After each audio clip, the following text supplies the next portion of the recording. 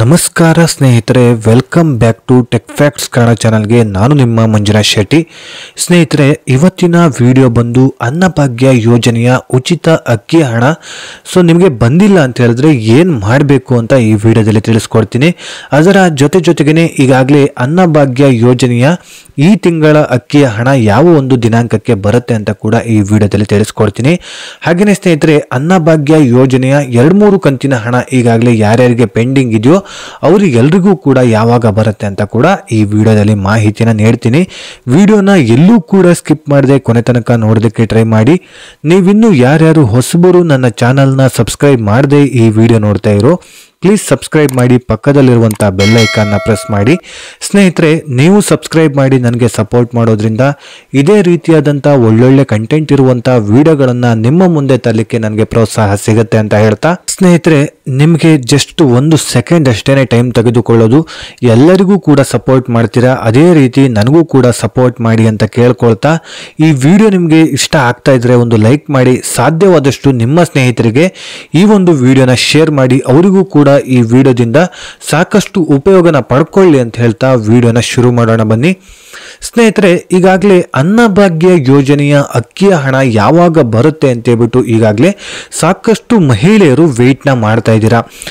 ಕಳೆದ ತಿಂಗಳಲ್ಲೂ ಕೂಡ ಹಣ ಬಂದಿಲ್ಲ, ಅದರ ಹಿಂದಿನ ತಿಂಗಳಲ್ಲೂ ಕೂಡ ಕೆಲವೊಂದಿಷ್ಟು ಜನರಿಗೆ ಬಂದಿಲ್ಲ.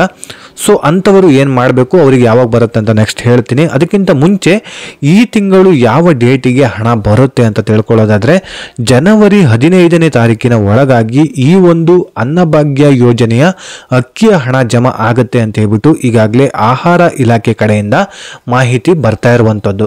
ಈಗಾಗಲೇ ಸರಿಯಾಗಿ ನಿಮ್ಮ ಅಕೌಂಟಿಗೆ ಹಣ ಬಂದಿದೆ ಅಂತ ಹೇಳಿದ್ರೆ ಈ ತಿಂಗಳ ಹಣ ಜನವರಿ 15ನೇ ತಾರೀಕಿನ ಒಳಗಾಗಿ ಹಣ ಜಮಾ ಆಗುವಂಥದ್ದು ಸ್ನೇಹಿತರೆ. ಗೃಹಲಕ್ಷ್ಮಿ ಯೋಜನೆಯ ಹಣ ಜಮಾ ಆಗಿಲ್ಲ ಅಂತ ಹೇಳಿದ್ರೆ ನಿಮ್ಗೆಲ್ರಿಗೂ ಕೂಡ ಗೊತ್ತಾಗುತ್ತೆ, ಪ್ರತಿ ತಿಂಗಳು ಕೂಡ ಮೆಸೇಜ್ ಬರುತ್ತೆ. ಹಾಗೆ ಅದು ದೊಡ್ಡ ಮೊತ್ತದ ಹಣ ಆಗಿರೋದ್ರಿಂದ ಸಾಕಷ್ಟು ವಿಡಿಯೋಗಳು ಕೂಡ ವೈರಲ್ ಆಗುತ್ತೆ. ಆದರೆ ಅನ್ನಭಾಗ್ಯ ಯೋಜನೆಯ ಬಗ್ಗೆ ಯಾವುದೇ ರೀತಿಯಾದಂಥ ಅಪ್ಡೇಟ್ ಕೂಡ ಸಾಕಷ್ಟು ಮಹಿಳೆಯರಿಗೆ ಈಗಾಗಲೇ ಸಿಕ್ಕಿರೋದಿಲ್ಲ. ಜೊತೆಗೆ ಅನ್ನಭಾಗ್ಯ ಯೋಜನೆಯ ಅಕ್ಕಿಯ ಹಣ ನಿಮ್ಮ ಅಕೌಂಟಿಗೆ ಬಂದರೂ ಕೂಡ ನಿಮಗೆ ಗೊತ್ತೇ ಆಗೋದಿಲ್ಲ, ಯಾವಾಗ ಅಕೌಂಟಿಗೆ ಹಣ ಬಂದಿದೆಯೋ, ಯಾವ ಒಂದು ಕಂತಿನ ಹಣ ಬಂದಿದೆಯೋ ಅಂತ ಹೇಳಿ ಕೂಡ ನಿಮಗೆ ಗೊತ್ತಿರೋದಿಲ್ಲ. ಈಗಾಗಲೇ DBT ಕರ್ನಾಟಕ ಅನ್ನೋ ಆ್ಯಪ್ ಅನ್ನ ಬಿಡುಗಡೆ ಮಾಡಿದರೆ ಸರ್ಕಾರ. ಸಾಕಷ್ಟು ವಿಡಿಯೋಗಳಲ್ಲಿ ನಾನು ಕೂಡ ಅದನ್ನು ತಿಳಿಸಿದ್ದೀನಿ. ಸ್ನೇಹಿತರೆ, DBT ಕರ್ನಾಟಕ ಅನ್ನೋ ಆ್ಯಪ್ ಅನ್ನ ನೀವು ಪ್ಲೇಸ್ಟೋರಿಗೆ ಹೋಗಿ ಡೌನ್ಲೋಡ್ ಮಾಡಿಕೊಂಡು ಅದರಲ್ಲಿ ನೀವು ನಿಮ್ಮ ಒಂದು ಆಧಾರ್ ಕಾರ್ಡು, ಯಾರು ಕುಟುಂಬದ ಯಜಮಾನಿ ಯಾರಾಗಿರ್ತಾರೋ ಅವರ ಒಂದು ಆಧಾರ್ ಕಾರ್ಡ್ ನಂಬರ್ ಹಾಕಿದ್ರೆ ಅಲ್ಲಿ ಒಂದು OTP ಬರುತ್ತೆ. ಆ OTPನ ಅಲ್ಲಿ ಎಂಟರ್ ಮಾಡಿ ಆದಮೇಲೆ ಒಂದು ಪಿನ್ ಕೇಳುತ್ತೆ. 4 ಡಿಜಿಟಿನ ಒಂದು ಪಿನ್ ಅನ್ನು ನೀವು ಕೊಡ್ಬೋದು. 1 2 3 4 ಏನು ಬೇಕಾದರೂ ಕೊಡ್ಬೋದು. ನಿಮ್ಗೆ ಇಷ್ಟ ಬಂದಿರುವಂಥ ಪಿನ್ ಕೋಡನ್ನು ನೀವು ಸೆಟ್ ಮಾಡ್ಕೊಳ್ಬೋದು.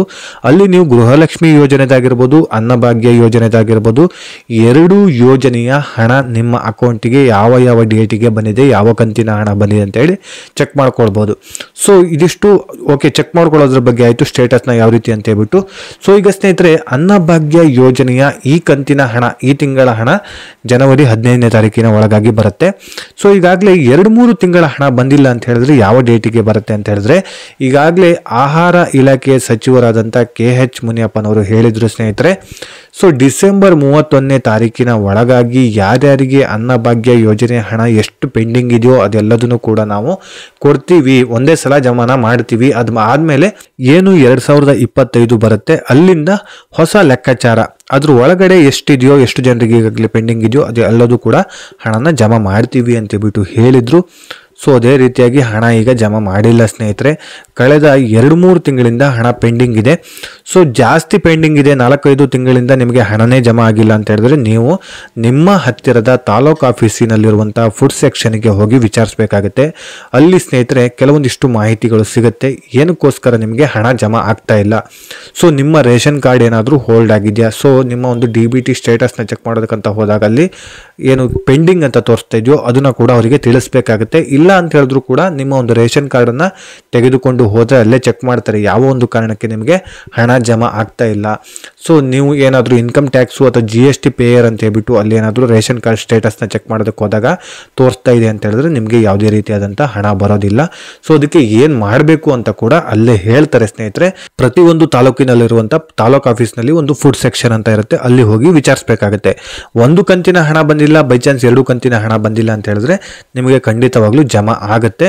ಕೆಲವೊಂದಿಷ್ಟು ಜನರಿಗೆ ಜಮಾ ಆಗದೆ ಇರೋ ಚಾನ್ಸಸ್ಸು ಕೂಡ ಇರುತ್ತೆ. ಸೊ ಈ ಒಂದು ತಿಂಗಳು ವೆಯ್ಟ್ ಮಾಡಿ, ಈ ತಿಂಗಳಲ್ಲೂ ಈ ಕಂತಿನ ಹಣ ಆದರೂ ಜಮಾ ಆಗುತ್ತಾ ನೋಡ್ಕೊಳ್ಳಿ.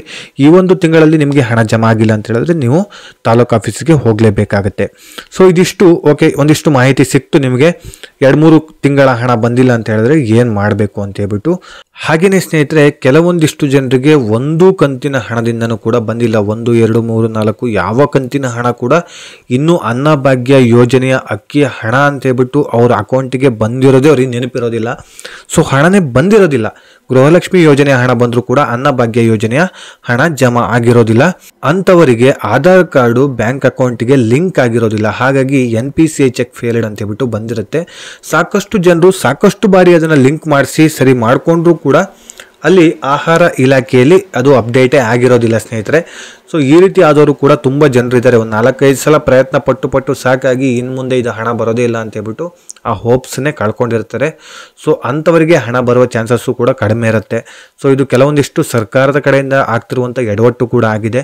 ಟೆಕ್ನಿಕಲ್ ಇಶ್ಯೂ ಆಗಿರ್ಬೋದು, ಸರ್ವರ್ ಸಮಸ್ಯೆ ಆಗಿರ್ಬೋದು, ಈ ರೀತಿ ಸಮಸ್ಯೆಗಳು ಸರ್ಕಾರದ ಕಡೆಯಿಂದ ಆಗಿದೆ. ಇದನ್ನು ಅವರು ಸರಿಪಡಿಸಬೇಕಾಗಿತ್ತು. ಕೆಲವೊಂದಿಷ್ಟು ಜನರಿಗೆ ಇದನ್ನು ಸರಿಪಡಿಸಿ ಕೊಟ್ಟೇ ಇಲ್ಲ. ಡಾಕ್ಯುಮೆಂಟ್ಸ್ ಎಲ್ಲದೂ ಕೂಡ ಸರಿಯಾಗಿರುತ್ತೆ. ಡಾಕ್ಯುಮೆಂಟ್ಸ್ ಸರಿ ಇದ್ದು ಅವರು ಎಲ್ಲದನ್ನು ಸರಿ ಮಾಡ್ಕೊಂಡು ಬಂದರೂ ಕೂಡ ಸರ್ಕಾರದ ಕಡೆಯಿಂದ ಅಲ್ಲಿ ಆಹಾರ ಇಲಾಖೆ ಕಡೆಯಿಂದ ಅಪ್ಡೇಟ್ ಮಾಡಿಲ್ಲ ಅಂತ ಹೇಳಿದ್ರೆ ನಿಮಗೆ ಏನೇ ಒಂದು ಹಣ ಬರಬೇಕಂತ ಹೇಳಿದ್ರು ಕೂಡ ಅದು ಬರೋದಿಲ್ಲ ಸ್ನೇಹಿತರೆ. ಸೊ ಸರ್ಕಾರದ ಕಡೆಯಿಂದ ಆ ಒಂದು ಕೆಲಸ ಆಗಲೇಬೇಕಾಗತ್ತೆ.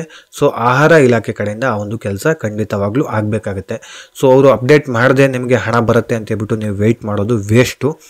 ಸೊ ನೀವು ಏನಾದರೂ ಒಂದ್ಸಲ ಪ್ರಯತ್ನ ಪಟ್ಟಿದ್ದೀರಾ, ಅದಾದಮೇಲೆ ನೀವು ಹೋಗೇ ಇಲ್ಲ ಅಂತ ಹೇಳಿದ್ರೆ ಈಗ ಇನ್ನೊಂದ್ಸಲ ಪ್ರಯತ್ನ ಪಡ್ಬೋದು ಬೇಕಾದರೆ. ಸೊ ಏನಕ್ಕೋಸ್ಕರ ಹಣ ಜಮಾ ಆಗಿಲ್ಲ, ಒಂದು ಕಂತಿನ ನಮಗೆ ಹಣನೇ ಬಂದಿಲ್ಲ ಅಂತ ಹೇಳಿದ್ರೆ ಏನಾದರೂ ಡಾಕ್ಯುಮೆಂಟ್ಸಲ್ಲಿ ಏನಾದರೂ ನಿಮ್ಮದು ಸಮಸ್ಯೆ ಇದ್ದರೂ ಕೂಡ ಅಲ್ಲಿ ವಿಚಾರಿಸ್ಕೊಂಡು ತಿಳ್ಕೊಳ್ಬೋದು. ಆ ರೀತಿ ಏನಾದರೂ ಡಾಕ್ಯುಮೆಂಟ್ಸಲ್ಲಿ ಏನಾದರೂ ಸಮಸ್ಯೆ ಇದ್ದರೆ ಅದನ್ನ ಈಗ ಸರಿ ಮಾಡಿಕೊಂಡು ಮತ್ತೆ ಪುನಃ ನೀವು ಅರ್ಜಿನ ಸಲ್ಲಿಸ್ಬೋದು.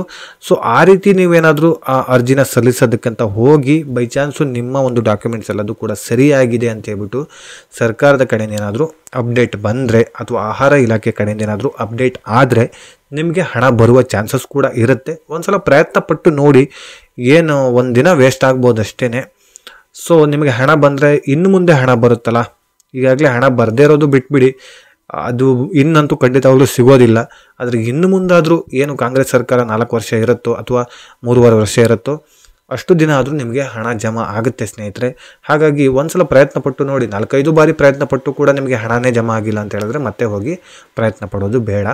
ಈಗಾಗಲೇ ಪ್ರಯತ್ನ ಪಟ್ಟೇ ಇಲ್ಲ, ಒಂದ್ಸಲ ಅಷ್ಟೇ ಪ್ರಯತ್ನ ಪಟ್ಟಿದ್ದೀನಿ ಅಂತ ಹೇಳಿದ್ರೆ ಇನ್ನೊಂದ್ಸಲ ಪ್ರಯತ್ನ ಪಟ್ಟು ನೋಡಿ. ಬೈ ಚಾನ್ಸ್ ಏನಾದರೂ ಡಾಕ್ಯುಮೆಂಟ್ಸಲ್ಲಿ ಸಮಸ್ಯೆ ಇದ್ದರೆ ಅದು ಸರಿಯಾಗುತ್ತೆ. ಸೊ ಆಹಾರ ಇಲಾಖೆಗೆ ಭೇಟಿ ನೀಡಿ, ತಾಲೂಕು ಆಫೀಸ್ನಲ್ಲಿರುವಂಥ ಆಹಾರ ಇಲಾಖೆಗೆ ಭೇಟಿ ನೀಡಿ, ಅಲ್ಲೇ ಕೆಲವೊಂದಿಷ್ಟು ಮಾಹಿತಿಗಳನ್ನು ನಿಮಗೆ ನೀಡ್ತಾರೆ. ಸೊ ಇದಿಷ್ಟು ಸ್ನೇಹಿತರೆ ಅನ್ನಭಾಗ್ಯ ಯೋಜನೆಯ ಹೊಸ ಅಪ್ಡೇಟ್ಸ್ನ ನಿಮಗೆ ತಿಳಿಸಿಕೊಡುವಂಥ ಪ್ರಯತ್ನ ಮಾಡಿದ್ದೀನಿ. ಈ ವಿಡಿಯೋದಿಂದ ನಿಮಗೇನಾದರೂ ಸ್ವಲ್ಪ ಆದರೂ ಉಪಯೋಗ ಆಗಿದೆ ಅಂತ ಹೇಳಿದ್ರೆ ದಯವಿಟ್ಟು ನನ್ನ ಚಾನಲ್ನ ಸಬ್ಸ್ಕ್ರೈಬ್ ಮಾಡಿ, ನನಗೂ ಕೂಡ ಸಪೋರ್ಟ್ ಮಾಡಿ, ಬೆಂಬಲಿಸಿ ಅಂತ ಕೇಳ್ಕೊಳ್ತಾ ಈ ವಿಡಿಯೋ ನಿಮಗೆ ಇಷ್ಟ ಆಗಿದ್ದರೆ ಲೈಕ್ ಮಾಡಿ, ಸಾಧ್ಯವಾದಷ್ಟು ನಿಮ್ಮ ಸ್ನೇಹಿತರಿಗೆ ಈ ವಿಡಿಯೋನ ಶೇರ್ ಮಾಡಿ ಅಂತ ಹೇಳ್ತಾ ಇದೇ ರೀತಿ ಇನ್ಫಾರ್ಮೇಟಿವ್ ವಿಡಿಯೋಂದಿಗೆ ನಾನು ಮುಂದಿನ ವಿಡಿಯೋದಲ್ಲಿ ಸಿಗ್ತೀನಿ.